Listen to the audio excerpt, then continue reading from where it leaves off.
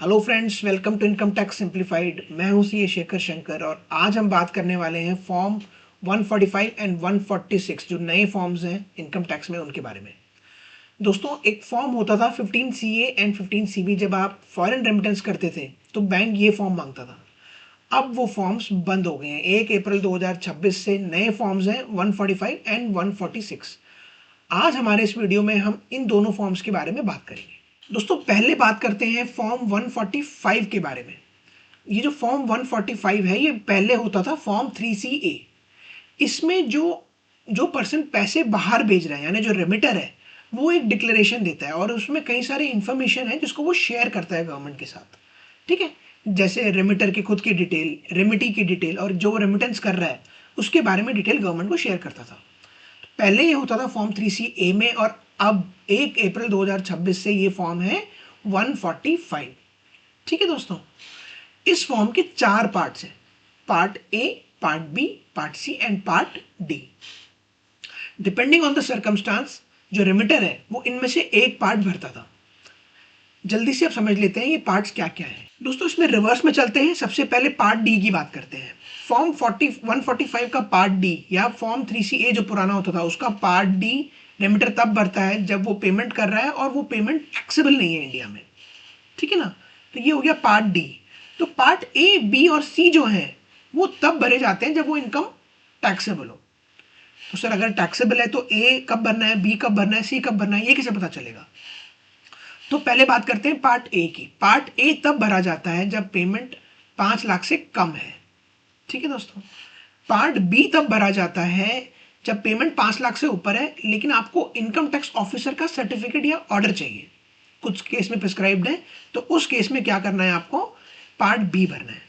ठीक है, जो सबसे कॉमनली यूज्ड है वो है पार्ट सी, फॉर्म 145 का पार्ट सी, या पहले जो फॉर्म 3CA होता था उसका पार्ट सी। वो कब भरते हैं?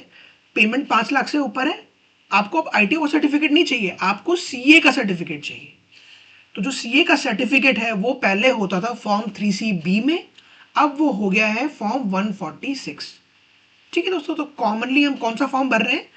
हम भर रहे हैं सर 145 का पार्ट सी एंड 146। तो पहले 146 भरा जाएगा, आपका CA 146 भरेंगे, उसके बेसिस में आप 145 का पार्ट सी भरेंगे। ठीक है दोस्तों, और जो नया CA का सर्टिफिकेट है फॉर्म 146, उन दोनों का डिफरेंस आज हम देखने वाले हैं। जैसे ही आपके चार्टर्ड अकाउंटेंट 146 फॉर्म भर देंगे लॉगिन करके, तो फिर जब आप लॉगिन करेंगे अपने इनकम टैक्स पोर्टल में एज ए रेमिटर, जब आप लॉगिन करेंगे तो पार्ट सी उसका पूरा प्रीफिल्ड होगा। आपको सिर्फ एक्नॉलेजमेंट नंबर भरना है। पूरा का पूरा फॉर्म 15CA जो पहले होता था, जो अब 145 है, वो पूरा का पूरा प्रीफिल्ड होगा, उसका पार्ट सी पूरा प्रीफिल्ड होगा।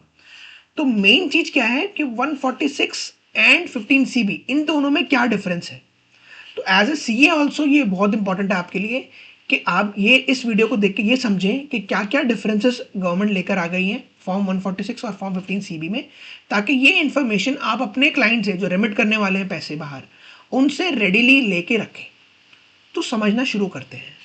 तो दोस्तों, एक एक करके डिस्कस करते हैं differences between form 146 and 15CB। जो पहला डिफरेंस आया है रेमिटर इन्फॉर्मेशन में, पहले कभी जो पुराना फॉर्म था 15CB उसमें रेमिटर का रेजिडेंसी स्टेटस नहीं मांगता था। नए फॉर्म में, नए फॉर्म 146 में रेमिटर का रेजिडेंसी स्टेटस मांगा जा रहा है। ठीक है दोस्तों, पहला पॉइंट। दूसरा पॉइंट ऑफ डिफरेंस, रेमिटी इंफॉर्मेशन। कई सारी रेमिटी की इंफॉर्मेशन जो पहले गवर्नमेंट नहीं मांगती थी अब वो मांग रही है। क्या क्या है? पैन ऑफ द रेमिटी से ये आता तो था, लेकिन ये आता था फॉर्म 15CA में पहले, तो अब ये फॉर्म 146 में आ गया है। जो 15CB का रिप्लेसमेंट है उसी में आ गया है कि आपको रेमिटी का पैन देना है। रेमिटी यानी जिस पर्सन के पास पैसे जा रहे हैं। ठीक है, आपको उनका टिन देना है, टैक्स आइडेंटिफिकेशन नंबर, कि उस कंट्री में उनका टैक्स आइडेंटिफिकेशन नंबर क्या है जिस कंट्री में ये पैसे जा रहे हैं। ठीक है, ये कंट्री ऑफ रेजिडेंस पहले भी आता था, कंप्लीट एड्रेस पहले भी आता था। अगला point of difference, principal place of business, कि जो रेमिटी है उनका प्रिंसिपल प्लेस ऑफ बिजनेस अब आपको डिक्लेयर करना है as a chartered accountant. Email ID आपको डिक्लेयर करना है, ये भी नया पॉइंट है, पहले फॉर्म 15CB में ये नहीं होता था। और कॉन्टैक्ट नंबर, तो ये 5 इंफॉर्मेशन रेमिटी की जो पहले नहीं मांगी जाती थी अब मांगी जा रही है नए फॉर्म में। इसके अलावा बहुत important point, authorised dealer information. दोस्तों थोड़ा सा बैकग्राउंड समझिएगा।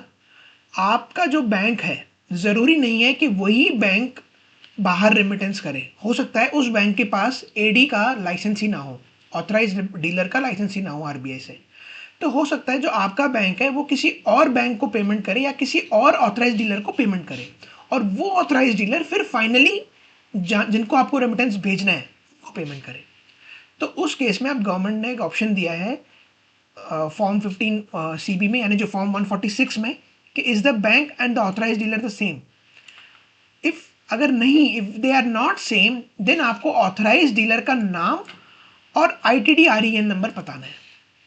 ये बहुत क्रिटिकल है दोस्तों।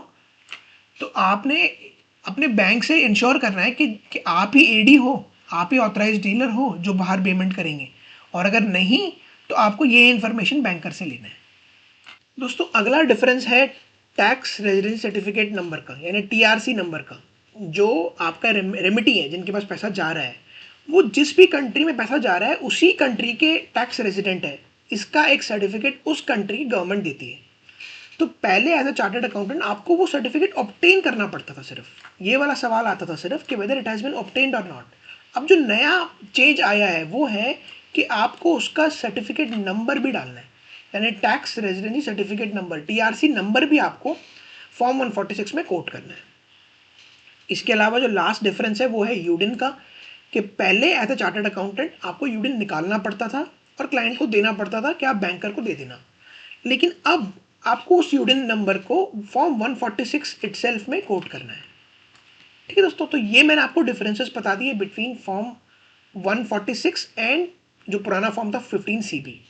तो जैसे ही 146 चार्टर्ड अकाउंटेंट ने फाइल कर दिया, रेमिटर जो है लॉगिन करके पार्ट C ऑटो फिल्ड होता है पूरा, उसको सिर्फ कंफर्म करना है। ठीक है दोस्तों, आई होप ये वीडियो आपको यूजफुल रहा होगा, इन्फॉर्मेटिव रहा होगा। Thank you for watching.